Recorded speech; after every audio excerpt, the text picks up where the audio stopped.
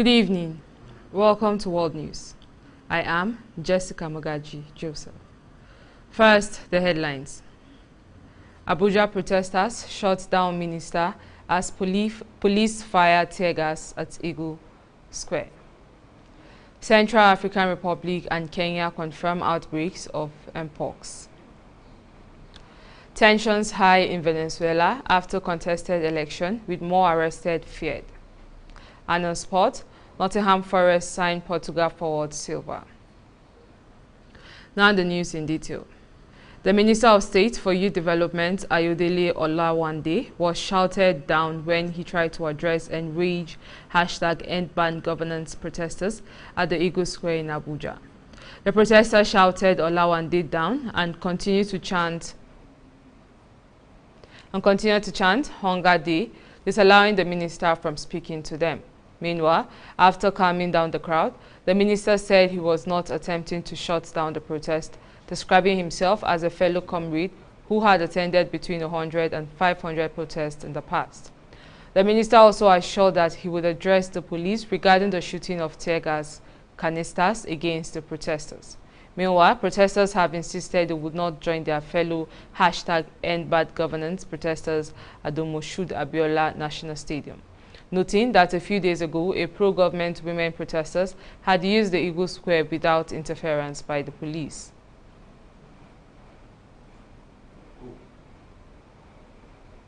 Some stakeholders have raised concerns about gaps in financing education in Nigeria's Federal Capital Territory.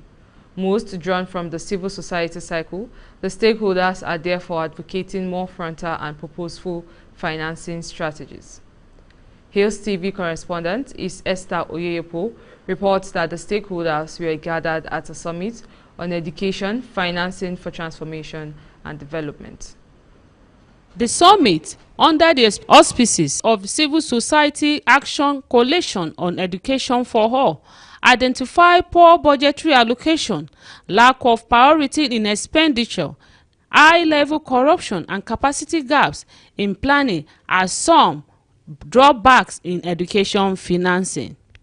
These, they say, have resulted in inadequate infrastructure, learning facilities, shortage of teachers, and poor welfare package. Equally raised was what education advocates term learning crisis, where children are unable to express themselves well.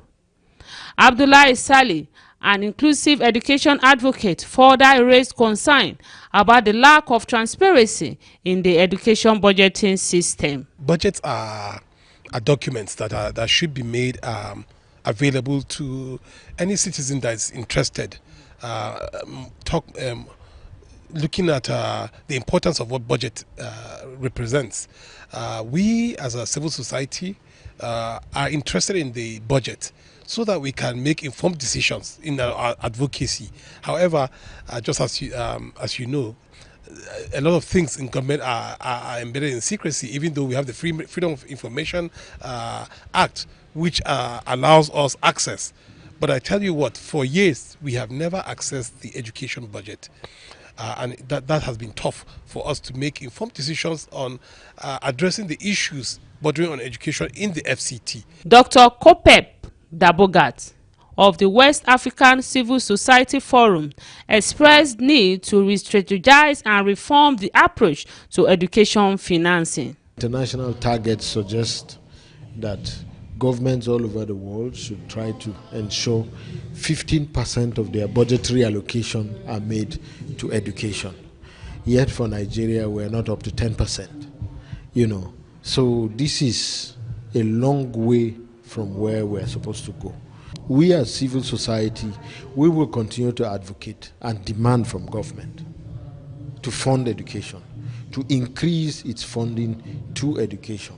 As I said, it is not yet up to 10%, yet what we want is 15%. So government needs to do more. The summit also got input from various stakeholders. And education is the only thing that will save our children, even the development of the nation. It's not in any other form other than education. So it should be #1 priority. Infrastructure decay in schools need for more funding. Infrastructure decay in schools is a significant issue that affects the quality of education and the well-being of both students and staff. Many schools across the various regions face problems such as outdated facilities, poor maintenance, and inadequate resources.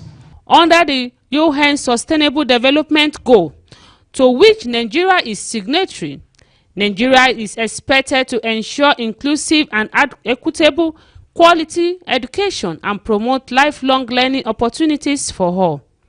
The FCT, as well as other parts of Nigeria, are said to be far behind in the 2030 target to attain the various components of sustainable and inclusive education for all demographic groups.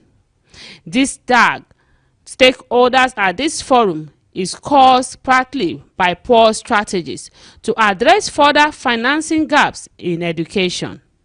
For Hillstv, Esther Oyeyipo report. Abia State Governor Alex Uti has abrogated the payment of promotion examination fees by public servants in the state, effective from the ongoing 2022-2023 promotion exercise. The Abia State Head of Service, Ngozi Queen Obioma, who announced this in Umuahia during a meeting with top management staff of the Office of the Head of Service, maintained that the directive has come into effect. Obioma also called on civil servants who are eligible for the 2022 and 2023 promotions conversion and confirmation to proceed to the Office of the State Head of Service along with 2 passport-size photographs for registration from August 1st to 5th, 2024. She explained that those eligible for the written examinations are civil servants from grade 10 and above, as well as those going for conversion and confirmation. The Abia State Head of Service warned that no civil servant should be subjected to any form of payment in this promotion exercise, as this would be flouting the governor's directive. She enjoined permanent secretaries, heads of departments and agencies to ensure that the directive was fully complied with. Hundreds of protesters wearing face caps with the word peace inscribed on them have stormed the streets of Kano, chasing away protesters who were looting shops and other commercial places. Earlier, as the protests took their toll, many places were looted and set ablaze, including the NCC office at State Road. The NCC office, newly built and ready for commissioning soon, was looted and set on fire. One of the peace protesters told newsmen they would do their best to stop the looting and destruction of innocent people's property. When we return, news from other parts of Africa. Please stay with us.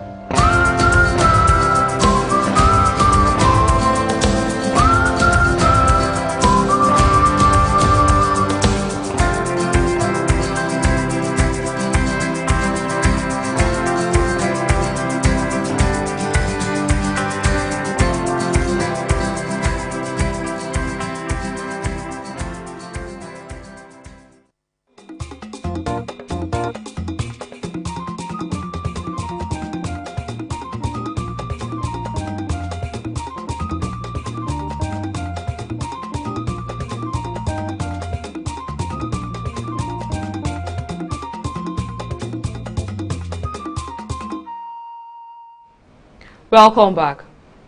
Kenya and the Central African Republic have declared new outbreaks of monkeypox as African health officials scramble to stem the spread of the disease in a region lacking vaccines.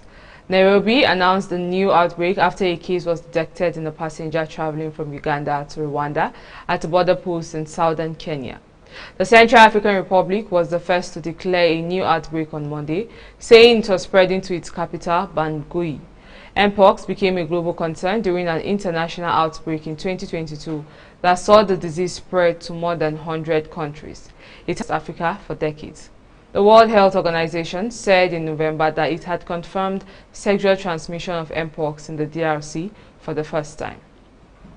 African scientists have warned that this could make the disease difficult to contain.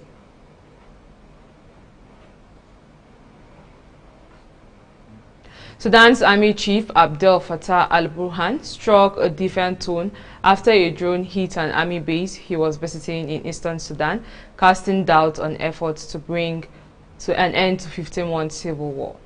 A statement by the army said the attack took place at a graduation ceremony at the Gibet Army Base, about 100 kilometers from the army's de facto capital Port Sudan in Sudan's Red Sea state, and that 5 people were killed.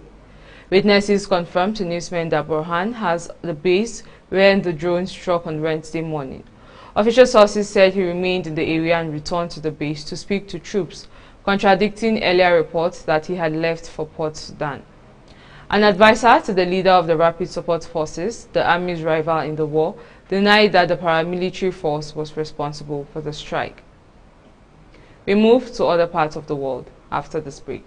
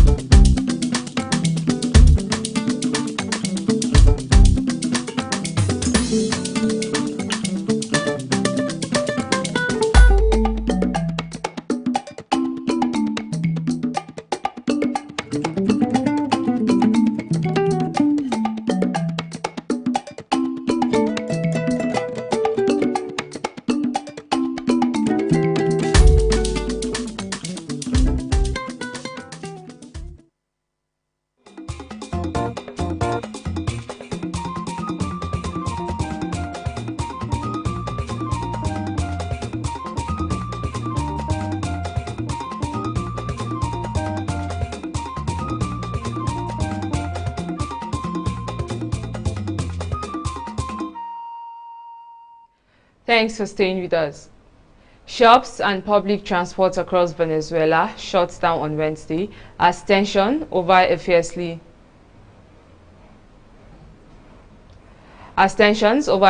disputed presidential election and rumors of more opposition arrests and sporadic violence kept many people home.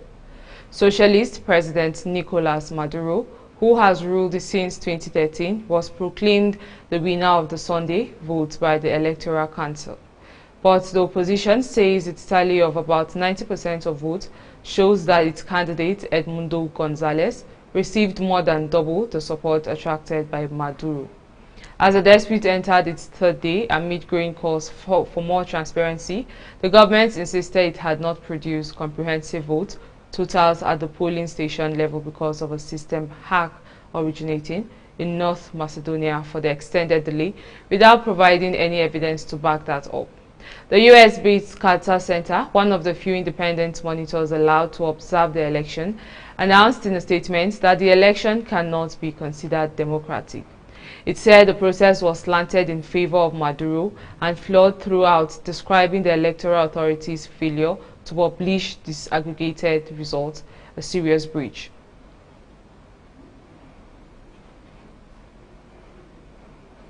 A Canadian warship recently transited through the Taiwan Strait in what the defense minister said was a reaffirmation of Canada's commitment to a free, open and inclusive Indo-Pacific.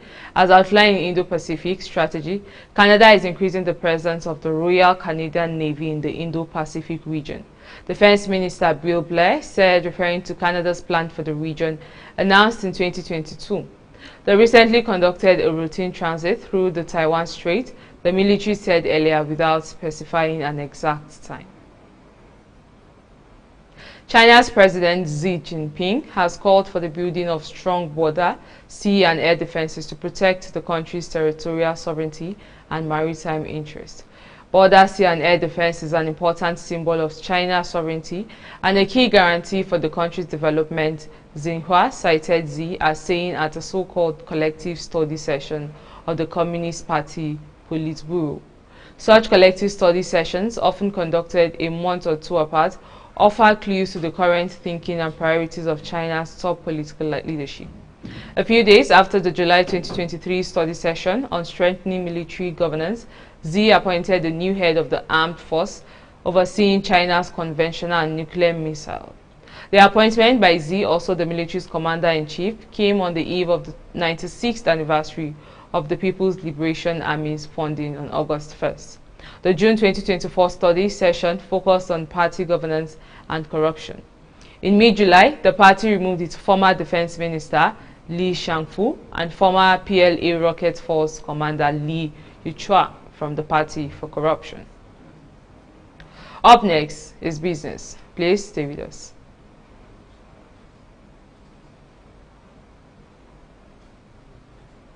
This is Hillstv. Quality broadcasting is what we'll bring to you. Now we be this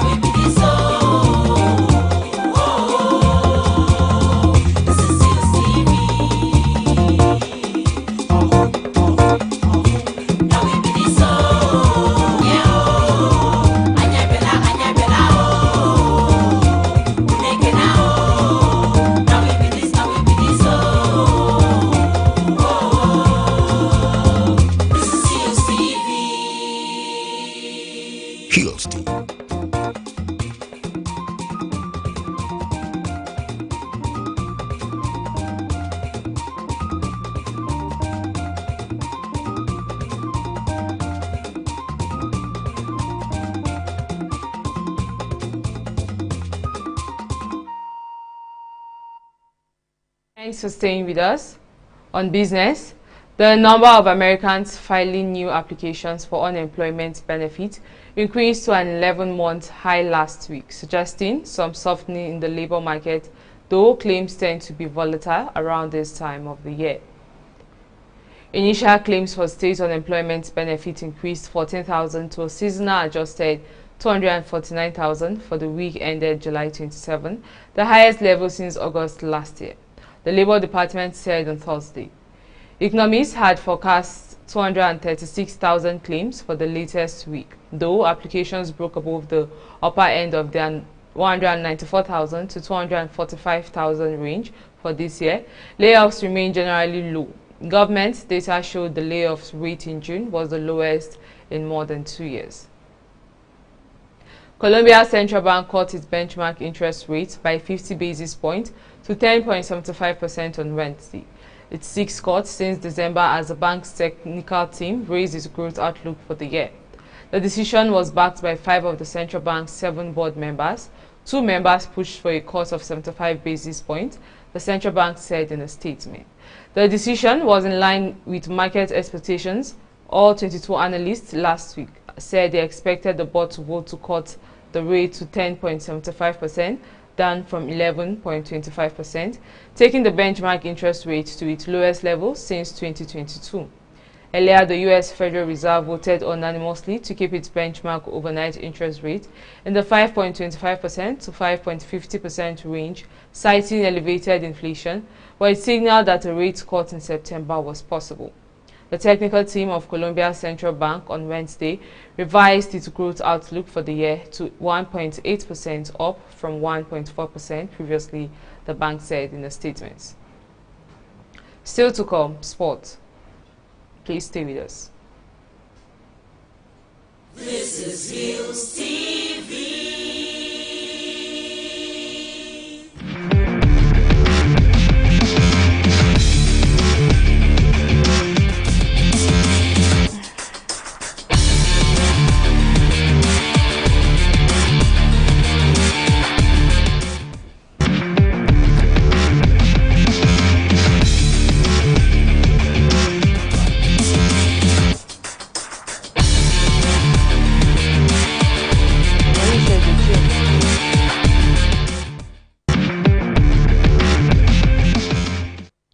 Thanks for staying with us. And on sports, Nottingham Forest have signed Portugal international Jota Silva from Portuguese top flight club Victoria on a 4-year deal.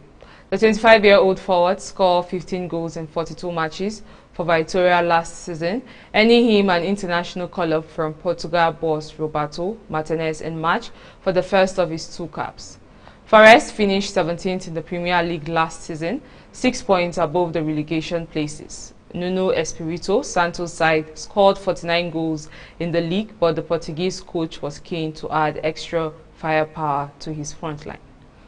Forest have also signed Fiorentina Nikola Milinkovic and Newcastle United Elliot Anderson so far this summer to bolster their midfield.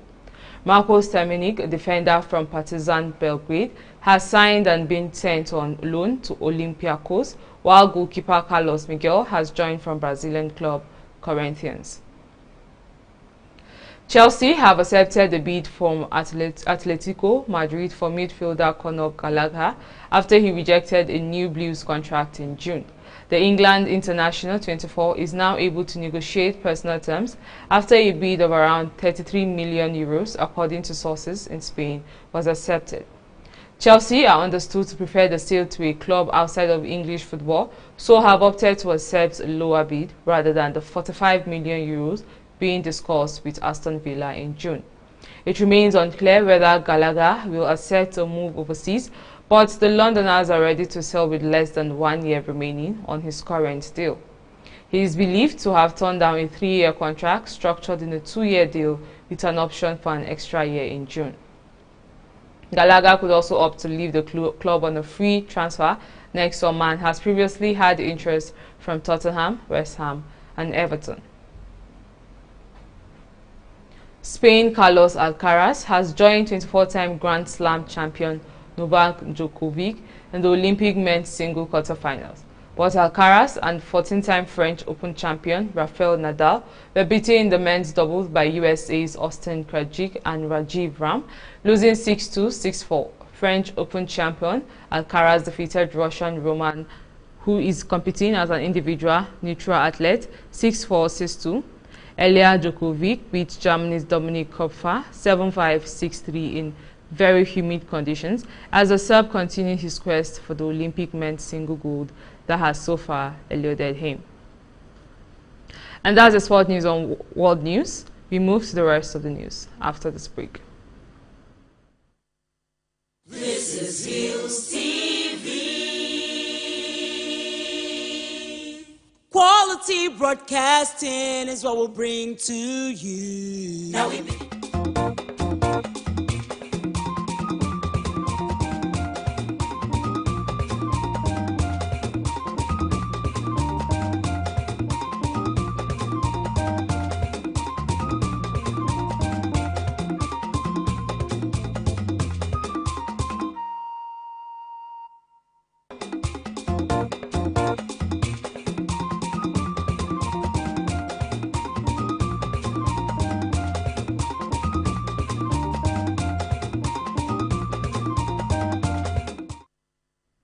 Thanks for staying with us. Now to the rest of the news. Turkey has blocked cooperation between NATO and Israel since October because of the war in Gaza and said the alliance should not engage with Israel as a partner until there is an end to the conflict.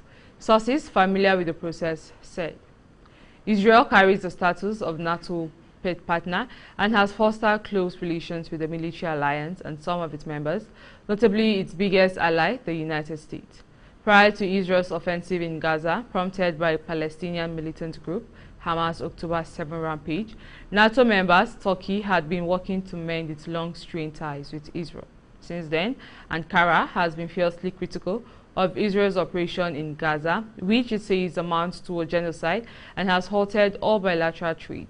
It has also slammed many Western allies for their support of Israel. Speaking on condition of anonymity, the sources said Turkey had vetoed all NATO engagement with Israel since October, including joint meeting and exercise viewing Israel's massacre of Palestinians in Gaza as a violation of NATO's founding principles. And that was world news, but before we go, here are the headlines again. We told you that Abuja protesters shot down minister as police fired tear gas at Eagle Square. Central African Republic and Kenya confirm outbreaks of mpox. Tensions high in Venezuela after contested election with more arrested feared. And on sport, Nottingham Forest signed Portugal forward Silva. Remember to visit us on Facebook at Hillstv Abuja, Instagram at Hillstv Abuja, and subscribe to our YouTube channel at Hillstv. I am Jessica Magaji Joseph. Thanks for watching.